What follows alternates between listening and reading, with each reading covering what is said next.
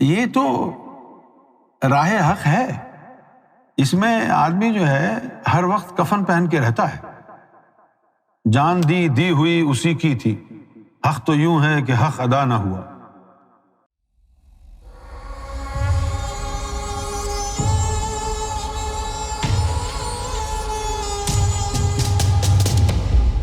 دیوان شاہی کا ایک شعر سمجھائیں۔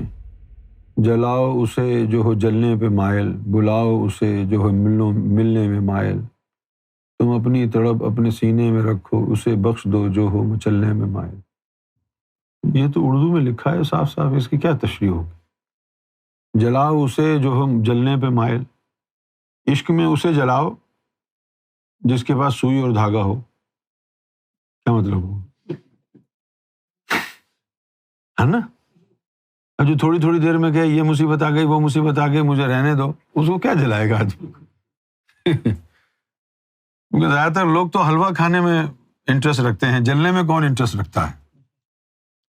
یہ تو راہ حق ہے، اس میں آدمی جو ہے ہر وقت کفن پہن کے رہتا ہے، جان دی ہوئی اسی کی تھی، حق تو یوں ہے کہ حق ادا نہ ہوا۔ یہ راہ حق ہے، راہ حق میں تو اللہ تعالیٰ آزماتا ہے۔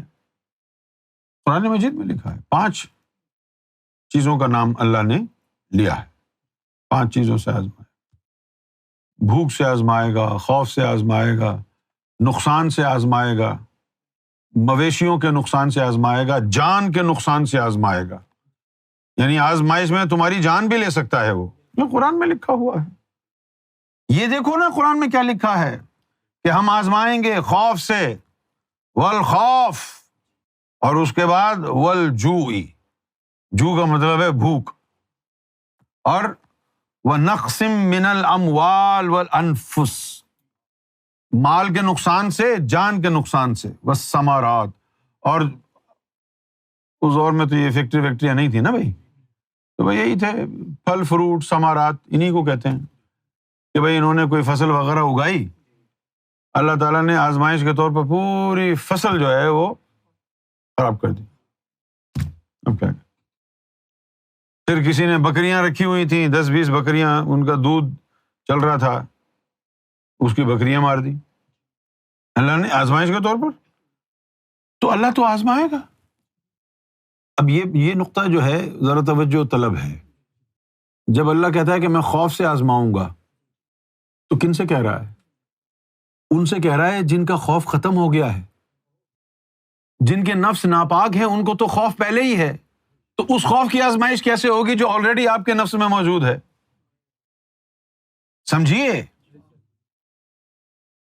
خوف کون سا ہوگا یہ جو آزمائش والا ہوگا؟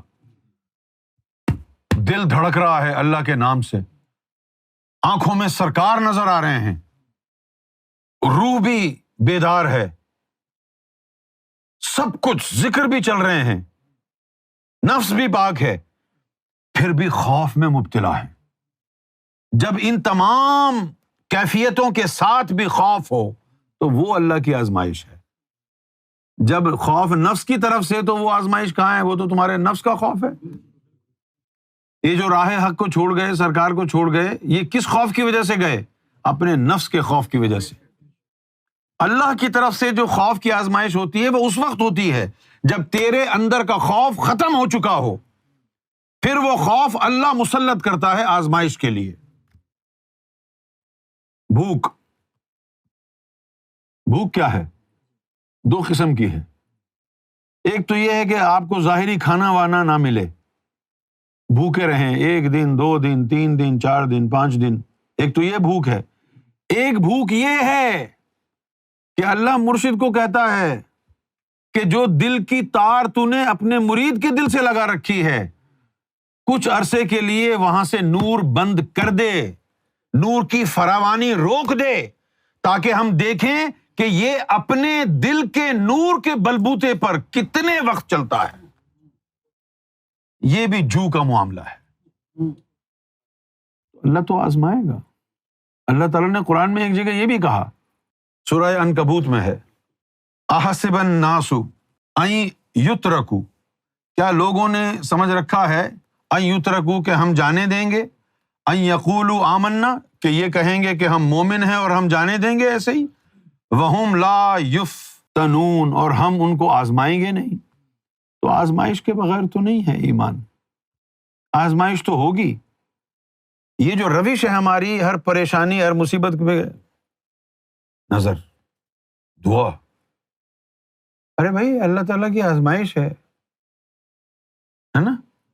If you can't stand the heat, get out of the kitchen.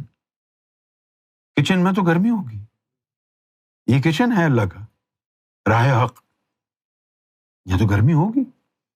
اگر آپ کو گرمی سے نفرت ہے تو کچن میں نہ آئیں، راہ حق کو چھوڑ دیں۔ بغیر آزمائش کے نہیں ہے، کہانی آگے بڑھتی نہیں ہے، آزمائش تو ہوتی ہے۔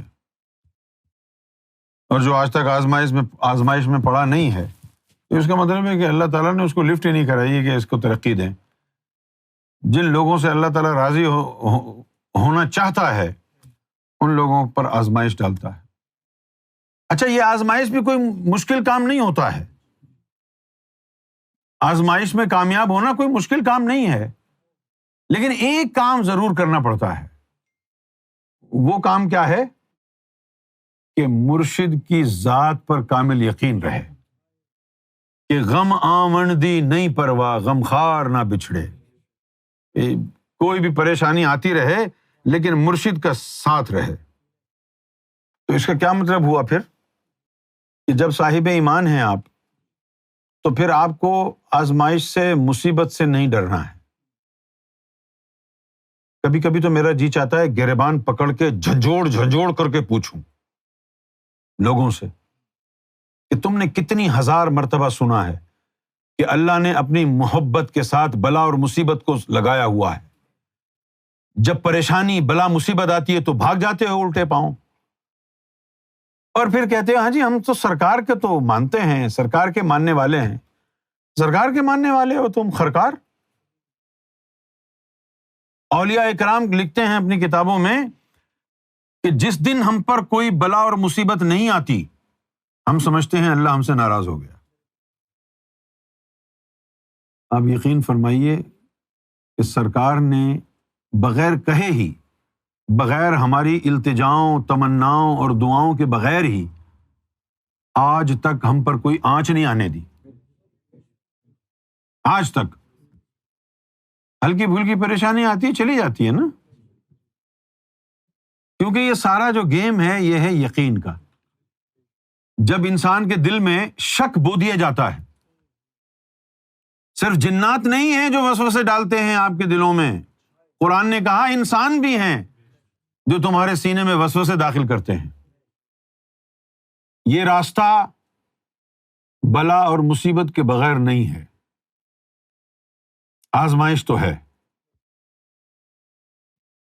کتنی عورتیں ایسی ہیں پاکستان میں، ہندوستان میں، کہ جن کو ان کے شوہروں نے اس بات پر طلاق دے دی کہ تم گوہر شاہی کو مانتی ہو، اور ان عورتوں نے ہم کو میسج نہیں کیا کہ اب میں کیا کروں۔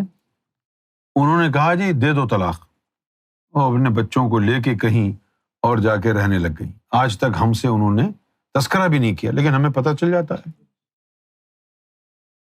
تو یہ نیا معاملہ نہیں ہے کہ کسی شوہر نے بیوی کو اس لیے طلاق دے دی کہ وہ سرکار کو مانتی ہے۔ اسی طرح اب یہ بھی ہونے لگا ہے کہ بیوی جو ہے گمراہ ہو کے اس بندے کو، شوہر کو چھوڑ کے چلی گئی جو سرکار کا ماننے والا ہے۔ تو جو چلا گیا وہ چلا گیا۔ عورت کے بارے میں، بیوی کے بارے میں لوگوں کے بڑے بڑے کامنٹس ہیں۔ میں آپ کو ابراہیم علیہ السلام کے کامنٹ سناتا ہوں۔ ابراہیم علیہ السلام ایک دفعہ اپنے بیٹے اسماعیل علیہ السلام کے گھر گئے۔ وہ گھر پہ تھے نہیں اسماعیل علیہ السلام، گھر پہ ان کی زوجہ محترمہ تھی۔ اب یہ گئے، اس نے جو اسماعیل علیہ السلام کی زوجہ محترمہ تھی انہوں نے ابراہیم علیہ السلام کی عزت بھی نہیں کی، کوئی ادب ودب نہیں کیا، کھانے پینے پانی کا نہیں پوچھا، کہ کہتی رہی کہ ہاں جی دستور تو یہی ہے کہ آپ کے لیے میں کھانا پیش کرتی، لیکن آپ کے بیٹے نے کوئی سامان ہی لا کے نہیں رکھا گھر میں جو میں آپ کو کھانا بنا کے دوں، تو آپ کو ویسے ہی جانا پڑے گا۔ خیر تھوڑی دیر بیٹھے اور پھر کہنے لگے کہ اچھا بہو میں چلتا ہوں۔ تو کہنے لگی کہ بھئی آپ تو ملنے کے لیے آئے تھے، کوئی بات کرنے کے لیے آئے تھے، ویسے ہی جا رہے ہیں۔ تو کہنے لگے ہاں میرا ان کو پیغام دے دینا کہ تمہارے گھر کی چوکھٹ ٹھیک نہیں ہے، آنے والے کے سر کو چوٹ لگتی ہے، یہ چوکھٹ تبدیل کر لینا۔ تو جب اسماعیل علیہ السلام آئے، انہوں نے یہ واقعہ ان کو بتایا، تو اسماعیل علیہ السلام نے کہا طلاق طلاق طلاق۔ وہ کہنے لگے یہ کیا ہوا؟ بھلے تو ہی تو چوکھٹ ہے، تجھے تو تبدیل کرنے کا کہا ہے۔ جس گلی میں ایمان پر چھینٹیں پڑیں اس گلی سے گزر جانا کیا؟ وہ ساتھی کیسے ہو سکتا ہے جس سے آپ کا ایمان چلا جائے؟ اوئے بیویاں بہت مل جائیں گی، شوہر بھی بہت مل جائیں گے، گوہر شاہی ایک ہی ہے۔ یہ جملہ میرا اپنا نہیں ہے، میں نے اس کو پیش کر دیا ہے اپنے اسٹائل میں۔ یہ جو اصل جملہ ہے وہ سرکار کا ہے۔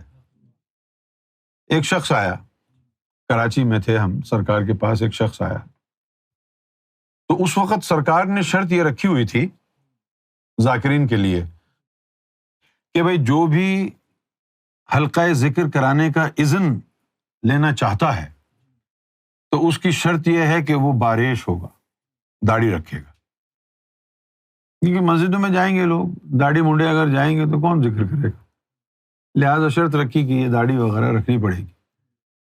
جو امیر حلقہ ہونے کا اذن لینا چاہتا ہے اس کے لیے ضروری ہے کہ وہ داڑھی رکھے۔ تو امیر حلقہ ہونے کا جو اذن لینا ہے اس کے چکر میں بہت سے لوگوں نے داڑھی رکھی۔ اب وہ شخص آیا، اس کی داڑھی تھی، اس کی نئی نئی شادی ہوئی، تو اب وہ آ کے سرکار کو کہتا ہے کہ امیر حلقہ تھا نا، تو آگے سرکار کو اس نے کہا کہ سرکار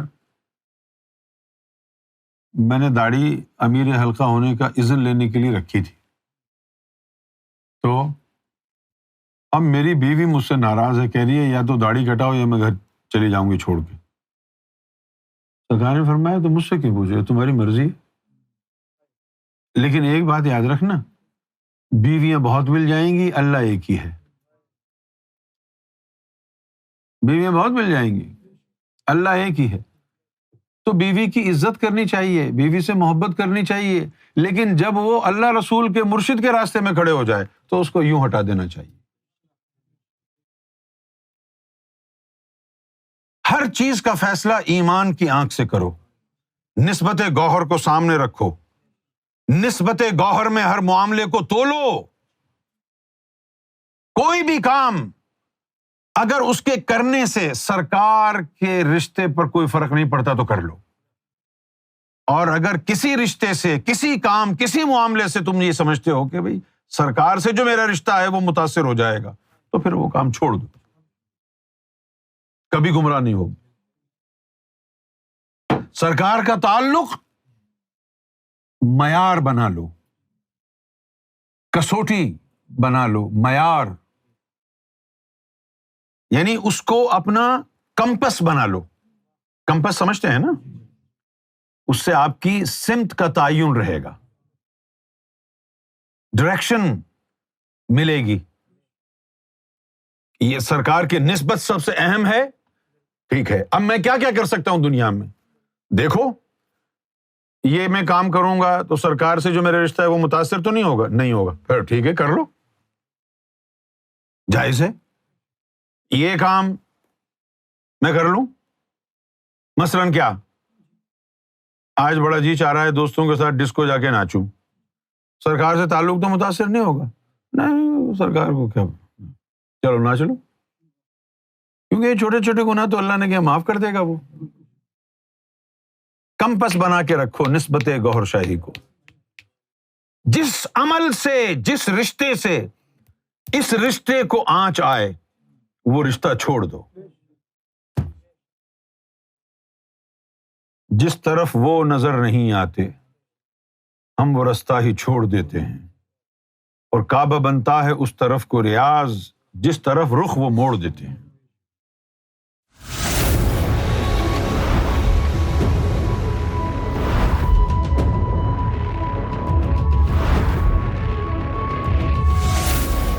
Amra TV, the place to connect with God.